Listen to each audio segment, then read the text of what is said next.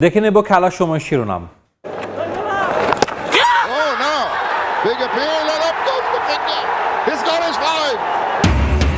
বাংলাদেশি স্পিনারদের ঘূর্ণিতে কুপকাত ওয়েস্ট ইন্ডিজ। মিরপুরে লো স্কোরিং প্রথম ওয়ানডেতে ৭৪ রানে জিতল টাইগাররা।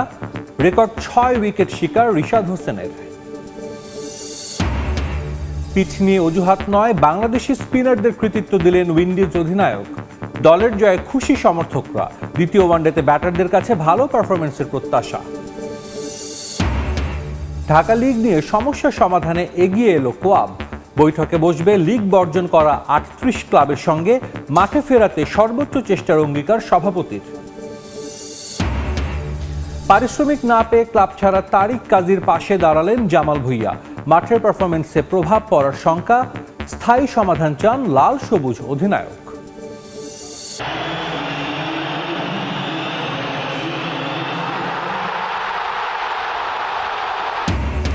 শেষ মুহূর্তের গোলে লা লিগায় জয় ফিরল বার্সেলোনা। জিরোনাকে ২-১ ব্যবধানে হারালো কাতালানরা।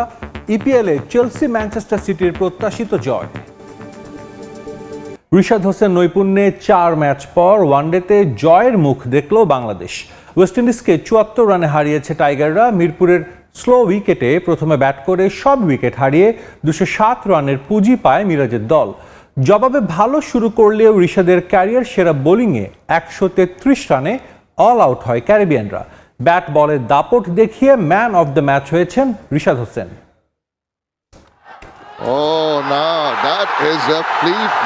মিরপুরে টসের পরে সেরা সিদ্ধান্তটাই নেয় ওয়েস্ট ইন্ডিজ। কালচে উইকেটে আগে ব্যাটিংয়ে ঠেলে দেয় বাংলাদেশকে। সেখানেই ব্যর্থ হোম টিম। আরব আমিরাতে ব্যাট হাতে দারুণ সময় কাটানো সাইফ হাসান ফিরে যান দ্বিতীয় ওভারেই। প্রত্যাবর্তন সুখকর হয়নি সৌম্য সরকারেরও। ফুল লেন্থ বলে মারতে গিয়ে ব্যাকওয়ার্ড পয়েন্টে হয়েছেন তালুবন্দী। তৃতীয় ওভারেই ২ ওপেনার ফেরেন সাজঘরে।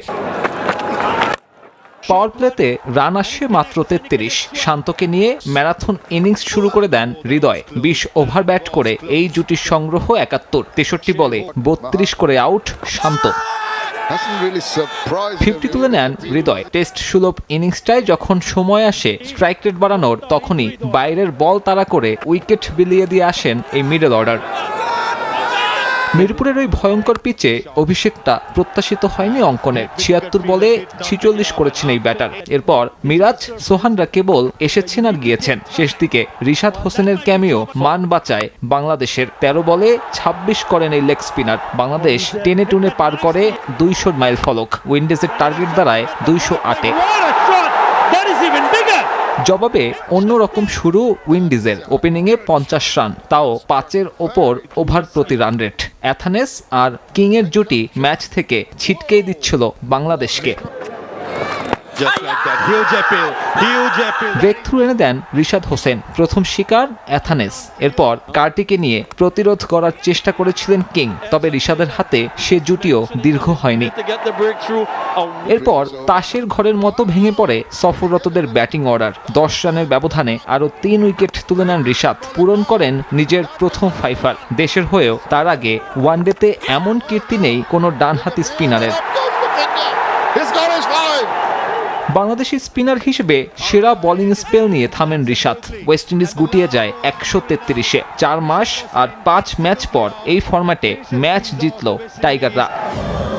সাব্বির মিথুন, সময় সংবাদ, ঢাকা। একসময় বাংলাদেশ দলের ব্যাটিং অর্ডার ছিল পাথরের দেয়াল। তামিম, সাকিব, মুশফিক আর রিয়াদের অভিজ্ঞতা বিপদে দলকে রক্ষা করত। কিন্তু আজ সেই দেয়ালে ফাটল ধরেছে ভয়াবহভাবে। আফগানিস্তানের বিপক্ষে সাম্প্রতিক ওয়ানডে সিরিজ যেন চোখে আঙ্গুল দিয়ে দেখিয়ে দিয়েছে, টেকনিক বা মানসিকতা নয়, আসল সংকট হচ্ছে অভিজ্ঞতার ভয়াবহ ঘাটতি। ব্যাট হাতে নামা নতুন প্রজন্ম জানে না কিভাবে ম্যাচের মোড় ঘোরাতে হয়। তাই বিপদে দল এখন ভেঙে পড়ছে বালির বাঁধের মতো। বাংলাদেশের ব্যাটিং ব্যর্থতার পেছনে শুধু টেকনিক, স্কিল বা মানসিকতার সমস্যা নয়, আসল কারণ লুকিয়ে আছে অভিজ্ঞতার অভাবে।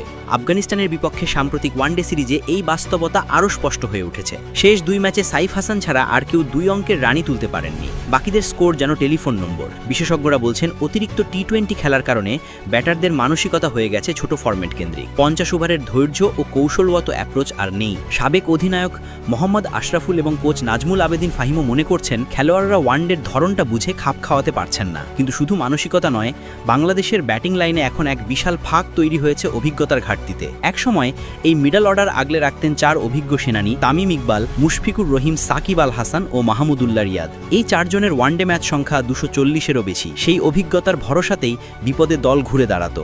এখন সেই জায়গায় আছেন তরুণরা। অধিনায়ক মেহেদী হাসান মিরাজ 111টি ওয়ানডে খেললেও বাকিদের অভিজ্ঞতা খুবই সীমিত। নাজমুল হোসেন শান্ত খেলেছেন 55 ম্যাচ, তাওহিদ হৃদয় 41, আর মিডল অর্ডারে শামীম পাটোয়ারি, জাকের আলী, সোহান সবাই খেলেছে গোনা কয়েক ম্যাচ। ওপেনিংয়ে সাইফ হাসান খেলছেন অভিষেক সিরিজ, নাইমের ম্যাচ 9টি আর তানজিদ তামিমের 28টি। অভিজ্ঞতার এই ফাঁকটাই এখন দলের জন্য সবচেয়ে বড় বিপদ। কারণ ম্যাচের গুরুত্বপূর্ণ মুহূর্তে যেভাবে তামিম বা সাকিবরা চাপ সামলাতেন সেটি এখন কেউ জানে না। কখন রয়ে শোয়ে খেলতে হবে, কখন ঝুঁকি নিতে হবে, কখন প্রতিপক্ষের সেরা বোলারকে আক্রমণ করতে হবে, এসব সিদ্ধান্তই ছিল অভিজ্ঞতার ফসল। আলহামদুলিল্লাহ আল্লাহ দিছে। আসলে উইকেট ওদের জন্য যেমন ছিল আমাদের জন্য একই ছিল। সব জয়ে ভালো লাগা কাজ করে, তো জয় হলে ভুল কম হয়। আমার কাছে মনে হয় 6টায়, কারণ 6টা না হলে 6টা হইতো না। আসলে তেমন কিছু বলার নেই, এটা হচ্ছে আমার জব, তো এটা আমাকে করতে হবে। তো যেদিন সবাই একটু স্ট্রাগল করতেছে তো আমি চেষ্টা করছি যে আমার বেস্টটা দেওয়া, তো এটা নর্মাল, এটা আমার জব। আসলে আমি আমার প্রসেসের মধ্যেই ছিলাম, তো প্রথম একটা ওভার একটু অ্যাডজাস্ট করতে প্রবলেম হয়েছে, তো পরে সব কিছু ঠিক কাভার করে ফেলছি ইনশাল্লাহ। টাইমিংস আলহামদুলিল্লাহ আল্লাহ দিছে। আসলে just as a leg spinner একটা টেকনিক্যাল ব্যাপার এবং প্রসেস ব্যাপারে কথা বলতেছিলাম। নর্মালি যেটা কথা হয় এক লেগ স্পিনার। আমার যে জায়গায় নাকি আমার রোলটা হচ্ছে যে কীভাবে একটু এক্সট্রা রান করা যায়, যে টিমের জন্য যেটা ভালো হয়। যে জায়গায় 180 সে জায়গায় যে 210-15 হয়তো আমার জন্য ভালো। তো আমি এটাই রোল, এটা ট্রাই করছি, তো আলহামদুলিল্লাহ হয়েছে। মেসেজ বলতে কি এটা আমি বুঝি যে আমার জন্য টিমের কী দরকার, তো আমি চেষ্টা করি যে আমি একটু ভালো খেলে টিমের এটা ভালো হয়। আসলে উইকেট ওদের জন্য যেমন ছিল আমাদের জন্য একই ছিল। তো আমার মনে হয় যে 2 টিমের জন্য আপনি দেখবেন যে এর চেয়ে কিন্তু বাজে উইকেট গায়ানাতে ছিল, তো আমরা কিন্তু এটা অ্যাডজাস্ট করে খেলছি। তো আমার মনে হয় যে 2 টিমের জন্য কিন্তু সমান ছিল। তো আশা করি বুঝতে পারছেন যে সমান থাকলে হয়তো বা কভার করা যায়।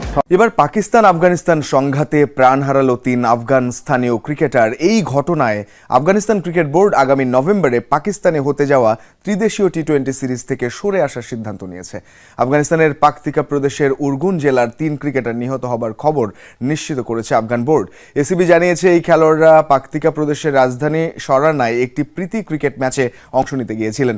উরগুনে ফিরে আসার পর একটি সমাবেশে তাদের লক্ষ্য করে হামলা করা হয়। পাকিস্তানের এই হামলায় নিহত 3 ক্রিকেটারের নাম কবির, সিবগাতুল্লাহ ও হারুন। এই ঘটনায় গভীর শোক প্রকাশ করেছে Afghanistan cricket board. Rishad Hossain golden ইতিহাস আর বাংলাদেশ করে দেখালো অসাধ্যকে সাধন। 208 রানের টার্গেটের ম্যাচ মিরপুর শেরে বাংলায় ছড়ালো উত্তেজনার পারদ। আগে ব্যাট করে স্লো উইকেটে অর্ধশতক হাঁকান তাওহিদ হৃদয়, সাথে দারুণ খেলেন অভিষিক্ত মাহিদুল অঙ্কন। এরপর বল হাতে জাদু দেখান রিশাদ হোসেন। ক্যারিবীয়দের বিপক্ষে বাংলাদেশের এমন জয় নিয়ে বাকিটা জানবো রিপোর্টে।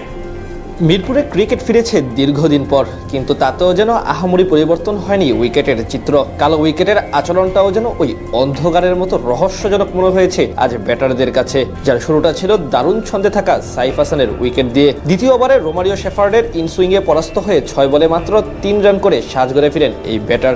দীর্ঘদিন পর জাতীয় দলে ফিরে ভক্তদের সুনজরে ছিলেন সৌম্য সরকার, কিন্তু সেখানে প্রত্যাশার কিঞ্চিত পূরণ করতে পারেননি তিনি। জয়ডেন সিলসের ফুলার লেন্থের ডেলিভারি বাজে শট খেলতে গিয়ে পয়েন্টে ধরা পড়ে মাত্র 4 রান করে বিদায় নেন সরকার। পরপর 2 উইকেট হারানো বাংলাদেশকে পথ দেখানোর চেষ্টা করেন নাজমুল হোসেন শান্ত এবং তাওহিদ হৃদয়। দুজন মিলে বেশ ধীরে সুস্থে সামলাতে থাকেন ক্যারিবীয় বোলারদের। একের পর এক ডট বল খেলে চাপ বাড়ান মিরপুরের স্লো পিচে। মাঝে 82 বল পর্যন্ত অপেক্ষা করতে হয়েছে একটি মাত্র বাউন্ডারি দেখার জন্য। এই দুজনের ধীরগতির পার্টনারশিপ ভাঙে 23তম ওভারে 63 বলে 32 রান করা শান্ত বিদায় নিলে। এদিকে 87 বলে ক্যারিয়ারের 11 নম্বর হাফ সেঞ্চুরি পূরণ করেন হৃদয়। ততক্ষণে অবশ্য টাইগারদের রান রেটের হার নেমে যায় 3.5-এর নিচে। 50 করার পর টিকতে পারেননি হৃদয়, 51 রান করে বিদায় নেন পেভিলিয়নে। ক্রিজে এসে এদিন শুরু থেকেই ডিফেন্সিভ মনোভাব নিয়ে খেলতে থাকেন অভিষিক্ত মাহিদুল ইসলাম অঙ্কন। 40 ওভার শেষে বাংলাদেশের স্কোরবোর্ডে জমা হয় মাত্র 140 রান। অধিনায়ক মিরাজ এদিন আউট হন 17 রান করে। এক প্রান্ত ধরে রেখে ব্যাট করতে থাকা অঙ্কন অবশ্য করতে পারেননি নিজের প্রথম ম্যাচের প্রথম হাফ সেঞ্চুরি। 46 রান করে তিনি আউট হন রোস্টন চেজের বলে বোল্ড হয়ে। শেষ দিকে ছোট মাত্রার ঝড় তোলেন রিশাদ হোসেন। তার 13 বলে 26 রানের ইনিংসে ভর করে 208 রানের পুঁজি পায় বাংলাদেশ। জবাব দিতে নেমে প্রথম 2 ওভারে কোনো রানই তুলতে পারেনি ওয়েস্ট ইন্ডিজ। তবে তৃতীয় ও চতুর্থ ওভারে কিছুটা আক্রমণাত্মক হন 2 ওপেনার ব্যান্ডন কিং এবং আলেক অ্যাথানাস। চতুর্থ ওভারে 18 রান হজম করেন তানভীর ইসলাম। তবে এরপর টাইগার বোলারদের নিয়ন্ত্রিত বোলিংয়ে ধীরে ধীরে ডিফেন্সিভ মনোভাবে চলে যায় ক্যারিবীয় ওপেনাররা। এদিকে প্রথম 10 ওভারে কোনো উইকেট না পেয়ে চিন্তায় পড়ে যায় বাংলাদেশ। তবে দ্বাদশতম ওভারে বোলিংয়ে এসে দলকে প্রথম ব্রেক থ্রু এনে দেন রিশাদ হোসেন। তার বলে এলবিডব্লিউর ফাঁদে পড়ে 27 রান করে বিদায় নেন অ্যাথানাস। এরপর কেসি কার্টিকে সঙ্গে নিয়ে দলের হাল ধরেন ব্যান্ডন কিং। সময়ের সাথে সাথে টাইগার বোলারদের গলার কাটা হয়ে দাঁড়ান এই দুজন। তবে রিশাদের ঘূর্ণিতে আবারও ম্যাচে ফিরে বাংলাদেশ। 20তম ওভারে এসে তাদের জুটি ভাঙেন কার্টিকে ফিরিয়ে। পরের ওভারে এসে সেট হওয়া কিংকে আউট করে প্রতিপক্ষকে পুরোপুরি চেপে ধরেন এই লেগ স্পিনার। তার কাছ থেকে আসে 44 রানের ইনিংস। একই ওভারে রাদারফোর্ডকেও আউট করেন তিনি। এরপর রোস্টন চেজকে আউট করে ওয়েস্ট ইন্ডিজের 17 রানের আগেই তুলে নেন 5 উইকেট। এদিন বাংলাদেশের ইতিহাসে প্রথম লেগ স্পিনার হিসেবে ওডিআই ম্যাচে 5 নেওয়ার কীর্তি করেন এই লেগ স্পিনার। এদিকে এক প্রান্ত ধরে রেখে ম্যাচ জয়ের স্বপ্ন দেখাতে থাকেন শাই হোপ, কিন্তু টাইগার বোলারদের দৃঢ়তায় আর পেরে ওঠেননি তিনি। অর্থাৎ সহজে অল আউট করে ম্যাচ জিতে নেয় বাংলাদেশ। শুভমান গিলের অধিনায়কত্বের প্রথম ওয়ানডে দায়িত্বটা এসেছে এক অনন্য প্রেক্ষাপটে। তিনি নেতৃত্ব দেবেন এমন এক দলে যেখানে আছেন ভারতের সাবেক 2 প্রভাবশালী অধিনায়ক রোহিত শর্মা ও বিরাট কোহলি। এমন বিরল সময় খুব কমই আসে যখন অভিজ্ঞতা আর পরিবর্তন একসঙ্গে জায়গা করে নেয় একই ড্রেসিং রুমে।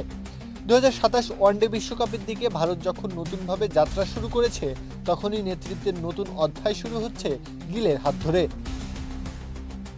তবে 26 বছর বয়সী গিলের কথায় রোহিত বিরাটের সঙ্গে সম্পর্কের জায়গায় কোনো পরিবর্তন আসেনি। প্রথম ওয়ানডের আগের দিন পার্থে সংবাদ সম্মেলনে তিনি বলেন, আমাদের মধ্যে কিছুই বদলায়নি, সব আগের মতোই আছে। বাইরের গল্পটা আলাদা হতে পারে, কিন্তু আমাদের সম্পর্ক একই রকম রয়েছে। এটা আমার জন্য খুবই সহায়ক। রোহিত শর্মা ও বিরাট কোহলির অভিজ্ঞতা কাজে লাগাতে চান গিল। তিনি বলেন, রোহিত বিরাটের অভিজ্ঞতা আমাদের জন্য জরুরি। উইকেট বা পরিস্থিতি বুঝে যে জিনিসগুলো তারা এতদিন শিখেছে, আমি সেগুলো জানতে চাই। আমি তাদের কাছে যাই, জিজ্ঞেস করি যদি তারা আমার জায়গায় থাকতো তাহলে কি করতো। এরপর নিজের বোঝাপড়ার ভিত্তিতে সিদ্ধান্ত নেই। আমি সবসময় অন্যদের ভাবনা জানতে ভালোবাসি। আর এইটা ওইটা না, কাপড় ধোয়ার একটাই সলিউশন, চাকা অল ইন ওয়ান। নতুন অধিনায়ক জানান, রোহিত ও বিরাটের সঙ্গে তার বোঝাপড়া দারুণ। তিনি বলেন, আমার সম্পর্ক খুব ভালো দুজনের সঙ্গেই। কোনো বিষয়ে সন্দেহ হলে আমি ওদের কাছে যাই, মতামত চাই, পরামর্শ চাই। ওরা কখনো না বলেন না। আমার মনে হয় ওদের অভিজ্ঞতায় আসল সম্পদ। যাদের দেখে বড় হয়েছেন, যাদের খেলায় অনুপ্রাণিত হয়েছেন, এখন তাদেরই নেতৃত্ব দিচ্ছেন। গিলের জন্য সময়টা তাই চ্যালেঞ্জিং। বললেন, শৈশবে তাদের আমি অনুসরণ করেছি। তাদের ক্ষুধা, তাদের মানসিকতা আমাকে অনুপ্রাণিত করেছে। এখন তাদের নেতৃত্ব দেওয়াটা আমার জন্য বিশাল সম্মান। আমি জানি এই সিরিজে অনেক মুহূর্ত আসবে যখন ওদের কাছ থেকে শিখব। কোনো কঠিন পরিস্থিতিতে পড়লে আমি পরামর্শ নিতে কখনো দ্বিধা করব না। নিজের নতুন ভূমিকা নিয়ে গিলের লক্ষ্য পরিষ্কার, পূর্বসূরীদের তৈরি করা ঐতিহ্যকে আরও এগিয়ে নিয়ে যাওয়া। তিনি বলেন, নিশ্চয়ই এটা আমার জন্য দারুণ রোমাঞ্চকর। মহেন্দ্র সিং ধোনি, বিরাট কোহলি আর রোহিত শর্মার মতো কিংবদন্তিদের রেখে যাওয়া ঐতিহ্য বহন করা সহজ নয়, কিন্তু আমি অনেক কিছু শিখেছি ওদের কাছ থেকে। কিভাবে দলকে এগিয়ে নিতে হয়, কিভাবে সঠিক সংস্কৃতি তৈরি করতে হয়, সেই অভিজ্ঞতাগুলোই আমাদের সামনে এগিয়ে নিয়ে যেতে সাহায্য করবে।